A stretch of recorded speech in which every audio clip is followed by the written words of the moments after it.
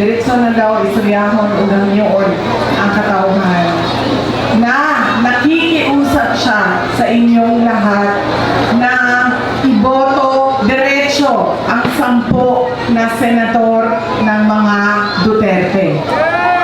Una na, si Bongo, si Bato de la Rosa, si Jimmy Bondo, si Apollo Kibuloy, si Vic Rodriguez, si J.D. Hinlo, si Raul Lambino, si Doc Marites Mata, si ang dalawa, Philip Salvador at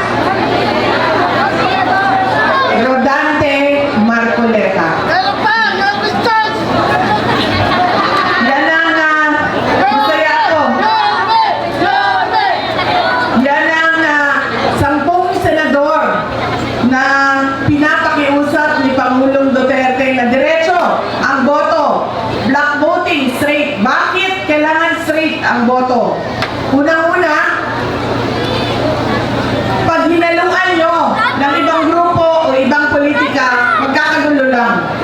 Dahil laging mag-aaway. Wala nang nagagawang programa, proyekto, wala nang nagagawang tamang serbisyo dahil busy sa away ang mga opisyal sa gobyerno.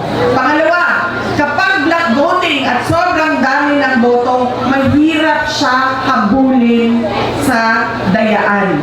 Dahil malayo ang agwat ng mga boto, hindi kayang habulin sa dayaan sa makina. Pangatlo, kapag nagkakaintindihan ang mga kandidato kung saan ba talaga tayo papunta at ano ba talaga ang kailangan natin gawin. Ang kailangan natin gawin, ituloy ang nasimulan ni Pangulong Duterte at ituloy ang tunay na pagbabago. Hindi yung sinasabi ngayon na may bagong Pilipinas pero may nagbago ba sa bayan natin?